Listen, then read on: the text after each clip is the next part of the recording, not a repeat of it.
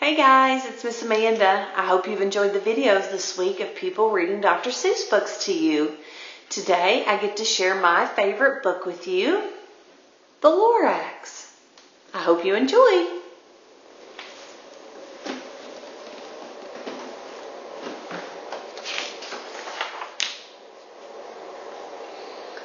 At the far end of town where the grickle grass grows, and the wind smells slow and sour when it blows, and no birds ever sing excepting old crows, is the street of the lifted Lorax.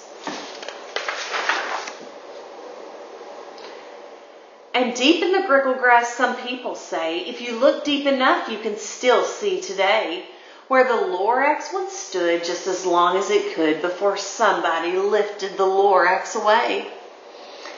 What was the Lorax? And why was it there? And why was it lifted and taken somewhere from the far end of town where the grickle grass grows? The old Onceler still lives there. Ask him, he knows. You won't see the Onceler. Don't knock at his door. He stays in his lurkum on top of his store. He lurks in his lurkum cold under the roof, where he makes his own clothes out of muffered muff. And on special dank midnights in August, he peeks out of the shutters, and sometimes he speaks and tells how the Lorax was lifted away. He'll tell you, perhaps, if you're willing to pay.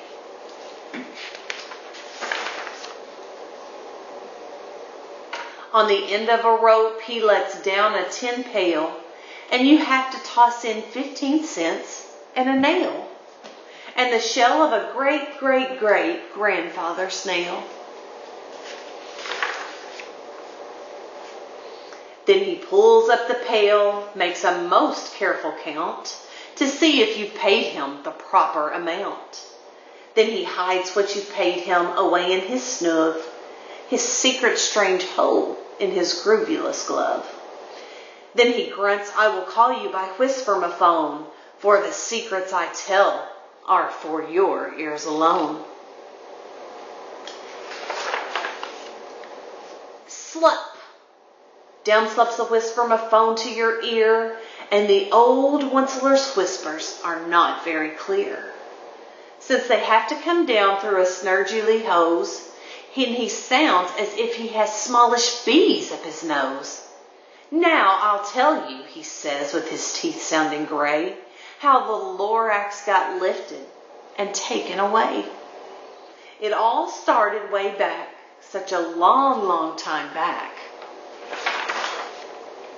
Way back in the days when the grass was still green, and the pond was still wet, and the clouds were still clean, and the song of the swami swans rang out in space.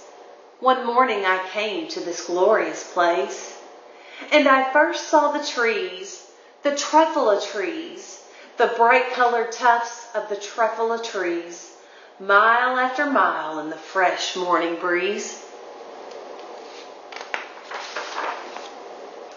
And under the trees, I saw brown baraballoots frisking about in their baraballoo suits as they played in the shade and ate truffula fruits. From the ripulous pond came the comfortable sound of the humming fish humming while splashing around. But those trees, those truffula trees, all my life I've been searching for trees such as these.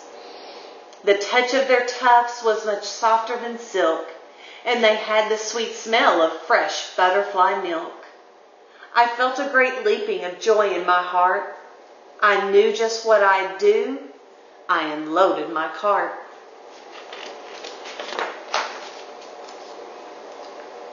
In no time at all, I had built a small shop. Then I chopped down a truffula tree with one chop. And with great skillful skill and with great speedy speed, I took the soft tuft and I knitted its need.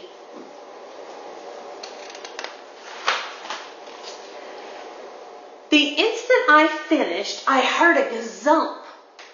I looked. I saw something pop out of that stump of the tree I'd chopped down.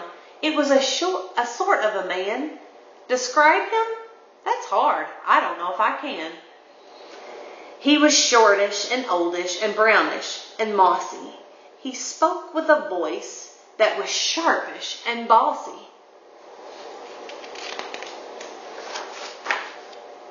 Mister, he said, with a sawdusty sneeze, I am the Lorax, and I speak for the trees.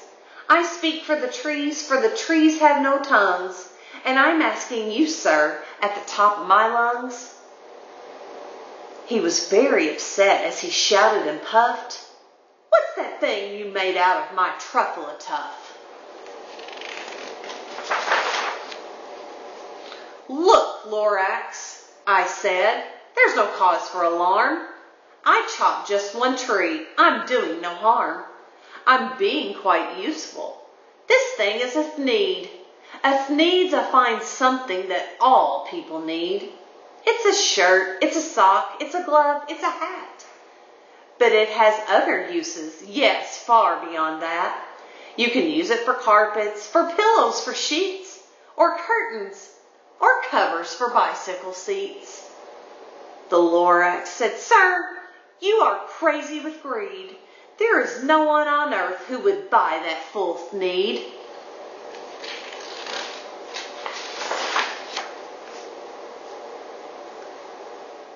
But the very next minute, I proved he was wrong.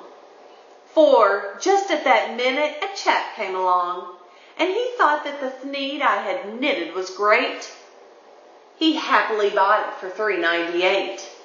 I laughed at the Lorax, you poor stupid guy. You never can tell what some people will buy. I repeat, cried the Lorax, I speak for the trees.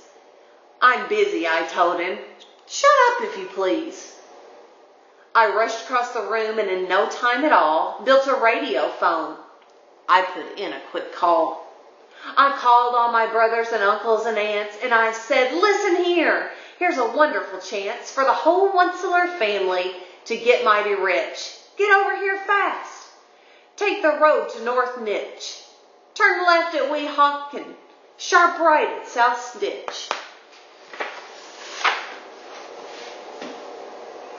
And in no time at all, in the factory I built, the whole Swivl family was working full tilt. We were all knitting thneeds, just as busy as bees, to the sound of the chopping of the truffle trees. Then, oh baby, oh, how my business did grow. Now chopping one tree at one time was too slow. So I quickly invented my super axe hacker, which whacked off 4 truffle trees at one smacker. We were making thneeds 4 times as fast as before, and that Lorax, he didn't show up anymore.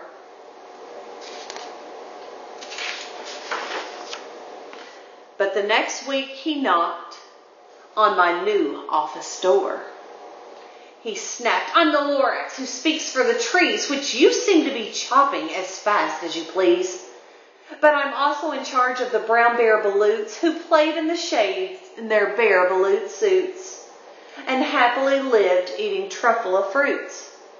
Now, thanks to your hacking my trees to the ground, there's not enough truffle fruit to go round. And my poor bear baloots are all getting the crummies because they have gas and no food in their tummies.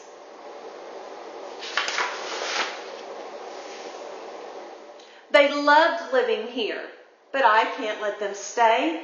They'll have to find food, and I hope that they may. Good luck, boys, he cried, and he sent them away.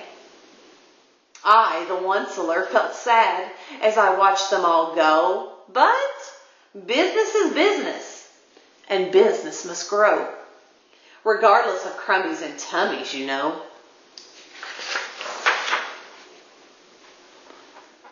I meant no harm. I most truly did not. But I had to grow bigger, so bigger I got. I biggered my factory and I biggered my roads. I biggered my wagons. I biggered the loads of the needs I shipped out. I was shipping them forth to the south, to the east, to the west, to the north. I went right on biggering, selling more needs, and I biggered my money, which everyone needs. Then again he came back.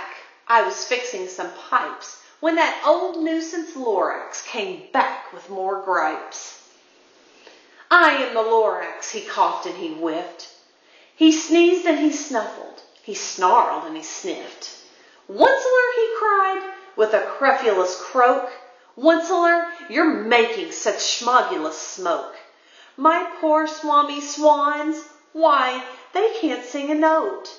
No one can sing who has smog in their throat. And so, said the Lorax, please pardon my cough. They cannot live here, so I'm sending them off. Where will they go? I don't hopefully know. They may have to fly for a month or a year to escape from the smog you've smogged up around here. What's more, snapped the Lorax. He had dander. His dander was up. Let me say a few words about gluppity glup. Your machinery chugs on day and night without stop, making gluppity glup. Also, sloppity slop. And what do you do with this leftover goo? I'll show you, you dirty old onceler man, you.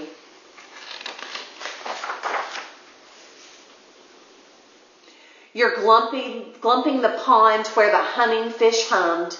No more can they hum, for their gills are all gummed. So I'm sending them off. Oh, their futures are dreary.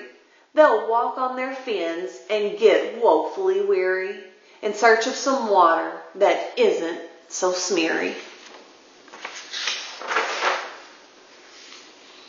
And then I got mad. I got terribly mad.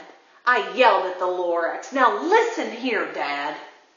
All you do is yap, yap, and say, bad, bad, bad, bad.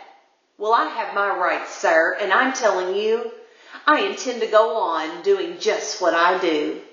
And for your information, you Lorax, I'm figuring on biggering and biggering and biggering and biggering, turning more truffle of trees into needs, which everyone needs. And at that very moment, we heard a loud whack. From outside in the fields came a sickening smack of an axe on a tree. Then we heard the tree fall, the very last truffula tree of them all. No more trees, no more needs, no more work to be done. So in no time, my uncles and aunts, everyone, all waved me goodbye. They jumped into my cars and drove away under the smoke-smuggered stars. Now all that was left neath the bad-smelling sky was my big empty factory, the Lorax and I.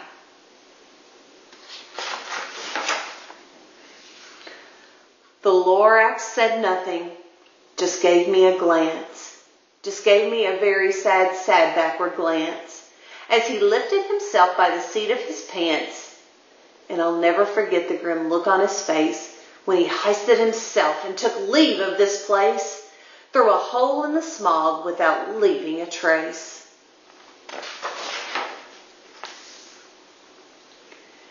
And all that the Lorax left here in this mess was a small pile of rocks with the one word, unless. Whatever that meant, well, I just couldn't guess. That was long, long ago, but each day since that day, I've sat here and worried away. Through the years, while my buildings have fallen apart, I've worried about it with all of my heart. But now, says the onceler, Now that you're here, the word of the Lorax seems perfectly clear. Unless someone like you cares a whole awful lot, nothing is going to get better, it's not. So, catch, calls the onceler. He lets something fall. It's a truffula seed, the last one of all. You're in charge of the last of the truffula seeds, and truffula trees are what everyone needs. Plant a new truffula, treat it with care, give it clean water, and feed it fresh air. Grow a forest, protect it from axes that hack. Then the Lorax and all of his friends may come back.